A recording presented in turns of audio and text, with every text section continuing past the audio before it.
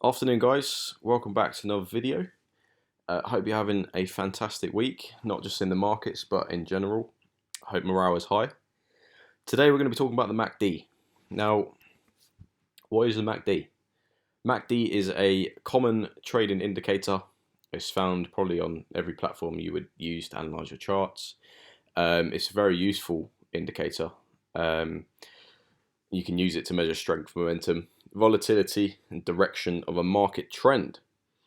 Now, what does MACD stand for? So MACD stands for Moving Average Convergence Divergence. All right. Now, if these last two words you don't have a clue what they mean, not a problem. I didn't either. So what I tell people to do is when they say, "What does this mean?" is forget about these two words for now. All right. So remove the C and D from MACD. Just focus on moving average, because essentially, when you sum it up, this is what this indicator does. All right, it evaluates moving averages. So as I said, it's used for technical analysis. It's used as an analysis aid, and it also has its very own trading method, which I'm going to cover for you today. If you want to use this method, crack on. It's a fantastic method. It's got a fantastic win rate from my own back testing, and I'm going to show you how to do it today. So what does the MACD look like? There's nothing, surprising to it. It's quite a simple chart. It's not crammed with information. It's got all the information in the right places, and it's very easy to analyze and read. Okay, so normally this chart will be found underneath your current market. All right, so the market will be here with the price action candlesticks, and then your MACD will be at the bottom here, evaluating what's going on up here. All right, so we've got two lines on this MACD here. Yeah, you see, blue line and orange line go across this whole chart. So what do they mean? Now, before I bring up the wording, because sometimes when I show people this, it is a bit confusing for them. So I'm going to break it down verbally for you first, and with my trusty mouse here. So as you can see at the top here, we've got three numbers. We've got 12, 26, and 9. Okay, forget about the close for now. Don't worry about that. So these two numbers on the left here are moving averages. Okay, so we've got the 12 period moving average, and we've got the 26 period moving average. Okay, these two numbers here will always be moving averages. Okay, now this blue line you're seeing on your screen, or on my screen, but on YouTube, is the difference between the 12 period moving average and the 26 period moving average. Okay, all right, that's what this blue line is. It's the difference between these these moving averages here. Yeah. Now, what does this 9 mean? So this 9 is a daily period. Okay. So this 9 here is this orange line. You can see that going across your screen as well. So this orange line is a evaluation over a 9-day period of these two moving averages. Okay, so the blue line is the difference between these two moving averages. The orange line is the evaluation of the movement of these two moving averages over a 9-day period. Okay, that's why it's normally not as volatile as, or moving a lot as this one, because it's over a 9-day period. All right, hopefully that made sense to you. It made sense in my head. Again, if you've got any questions, leave a comment down below or email me. That'll be at the end of the video, and I'll be happily, sit down in a Zoom call with you and try and explain it a little more for you. Okay. So yeah, MACD line, difference between the 12 and 26 moving averages. Result of that calculation develops our blue MACD line. Okay. Orange/red line, sometimes it shows up as a red line, depends on what your settings are, is our trigger line. It's known as a trigger line. Okay. And that's the evaluation of those moving averages over a 9-day period. All right. So upon selecting the MACD indicator, these will be the default settings. No need to alter them. All right. So these numbers will be there by default. All right. You don't need to input these. This is the default setting of the MACD. So how do you trade the MACD? So as I mentioned at the start, it has its very own trading method. All right. And we're literally going to get into that in the next slide. I would say, use it as a confluence just to be safe, okay? Because sometimes the MACD, provides an entry trigger, but it's wrong, all right, and it just doesn't make sense. The market doesn't reflect an entry, all right. So sometimes you've got to use it as a confluence. If you do trade the MACD as a singular trigger, you crack on, because at the end of the day, it is a very good strategy. But I would say if you want to be safe, play on the safe side, use extra confluence with it to back up your entry. All right. So trading the MACD, here's the general rule of thumb. All right. So now we're going to break down this chart even more, show you some more key bits of information of this chart. So you might see this green and red gobbledygook here. Yeah. You see how the red comes down here, the green goes up here, yeah, and so forth. It does it along the chart. So that is known as the chart volume. All right, so this is how we measure volatility or potential volatility from the MACD, in the market. So normally this means strong bearish strength. This means strong bullish strength, okay? And as you can see, weakness on the bear, weakness on the bull, weakness on the bear, weakness on the bull.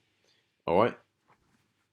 So we're now going to get into a little more detail on these lines and the line placements where they are, okay?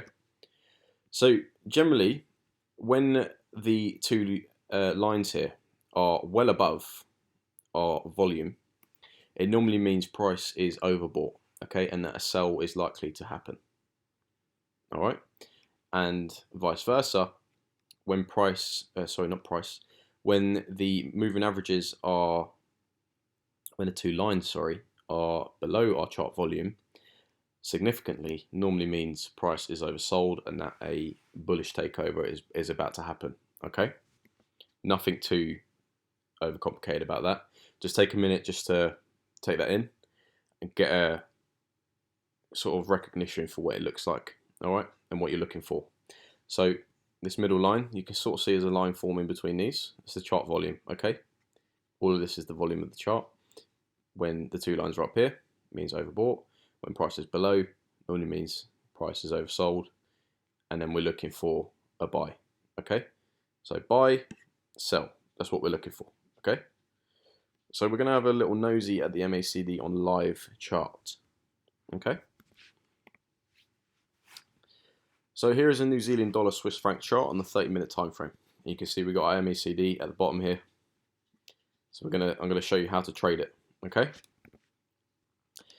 So what we are looking for are crossovers of our trigger line with the MACD line, okay? So let's go back to this one because you can see it better. So what we're looking for is this here, yeah? We're looking for the trigger line to cross the MACD line. We're not looking for the MACD line to cross the trigger line, because that, from back testing, it's more reliable to look for the trigger line. That's why it's called the trigger line, okay? So we're looking for crossover of the trigger line with the MACD line. So when a crossover occurs, when price has been signaled as overbought, we're looking for buys, okay? So when a crossover happens at the top, we're looking, that's wrong. When price is signaled overbought, we're looking for sells. No, yeah, ignore that. So when price is overbought and we see a crossover, we're looking for sells, okay? When price has been oversold and a crossover occurs, we're looking for a buy, okay? Ignore that. Obviously I had a brain fart when writing that.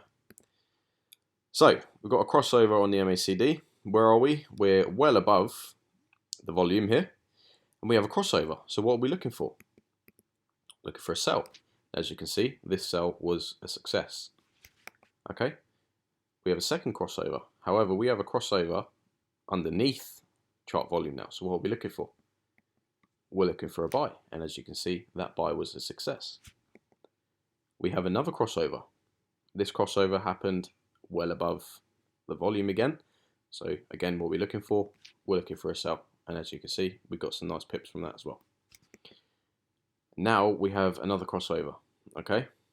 At the top here, so potentially be looking for a sell in this market. All right. Now this is what I mean by extra confluence. You can quite clearly see that this market is taking a swing in the bullish direction.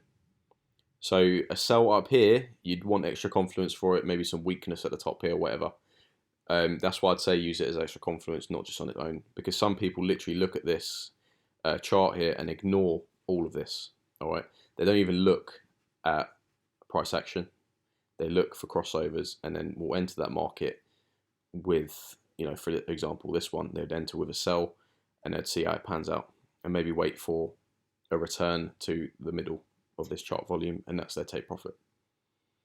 All right. So we're now going to have a look at another example, another chart on gold. Okay. Here it is. So what have we got here? First of all, we've got a crossover. Where are we? We're underneath the volume. So what does that mean?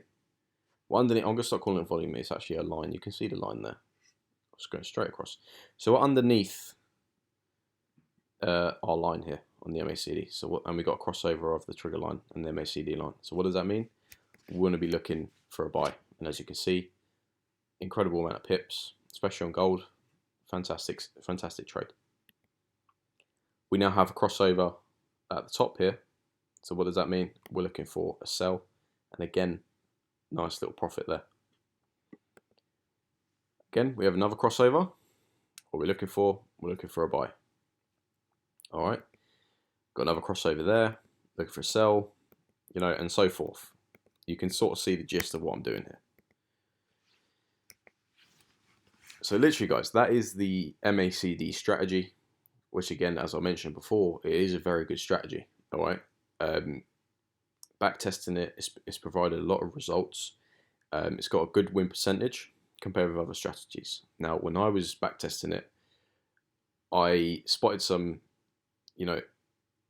irregularities in it, all right, and some false information, which is why I say use it as extra confluence, because you can see here, we've got multiple crossovers here, all right, so we're being like maybe 2 or 3 trades for the buy, but this crossover happened when price was up here, so we'd be buying, get stopped out, yeah, got another crossover here, which is this line, we would have bought, maybe at the open, yeah, and then we would have been stopped out again, and on this crossover, we would have bought, and it would have been a good trade, whether we put our stop loss down here, which, let's be realistic, on this candle, we'll probably put our stop just below here. So on this candle, we would have been stopped out. So that's 3 losses because of 3 bits of information that was false, all right, on the MACD. That's why I say use it as extra confluence, okay? There we go. So try and use other confluences. Trading MACD as a singular trigger can be a disaster if you haven't analyzed things such as the trend, volatility, momentum, the fundamentals of a particular market, and obviously the direction is very important, because sometimes, like I just shown you, it gives you false entries. All right. See if there's any more false entries on this. It doesn't look like there is. But you'll see it when you backtest the strategy. You'll see it sometimes gives you false information. So that's where you want to use extra confluence, to maybe back up your entry. So what I mean by extra confluence is, you see we got this nice sell-off here on gold, and that's quite a big sell-off, yeah? Right here. So say we're on this candle here, yeah? Forget about the rest of it for now. We've got a crossover, yeah? It's telling us to buy. Would you buy after seeing this much of a sell-off? Blindly, would you just buy? You just wouldn't, would you? Because you've seen this is a very, it's a very strong bearish push here. Yeah, and the bulls look quite weak. You got a massive bearish candle. Would you buy after seeing that? You wouldn't, because why would you? Yeah, you're literally going into that trade blindly buying because you've got an entry on the MACD. It's not like I said, it's not 100% a trading strategy is, but if you use your loaf here, that's a massive bearish push for the sell. So why would you want to buy after seeing this candle? Yeah. You wouldn't. You'd wait for maybe a sort of bullish momentum to take over. As you can see, we've got a higher high here. That's when you'd look to enter the buy. All right. Maybe if we push the resistance zone or whatever. That's why I say use it as extra confluence. So go away and backtest this strategy. It is a very good strategy. I will give it props in that respect. All right. So like I said multiple times in this video, try and add 1 or 2 confluences to back up your entry trigger. All right. So go and backtest on the demo account and maybe put your own personalized spin onto this strategy, make yourself more comfortable with it. And if you lower the time frames of your markets, you'll get more entry signals. All right. So this is the 30-minute. What I mean by that is if you're using the daily time frame, it'd take a day for one candle, so you'd be waiting a while for a crossover to happen. If you go on the 30-minute, that's 30 minutes a candlestick, so a crossover is probably likely to happen a few times a day. You can even lower it from there. You can go 15-minute, 5-minute, you'll get even more entries. All right. So if you've got any questions about the MACD or the strategy used to trade it, leave a comment down below and I'll get back to you as soon as I can. Or, you know, send me an email. If you've got any questions, fire away. I've answered a few today. If you've got any more, fire away. If you want me to help you analyze charts or sit down in a Zoom call with you and go over the MACD again, not a problem. I'll happily do that. Just send me an email and we'll set up a date and time. All right. So guys, thank you very much for tuning in. And I'll see you in the next video.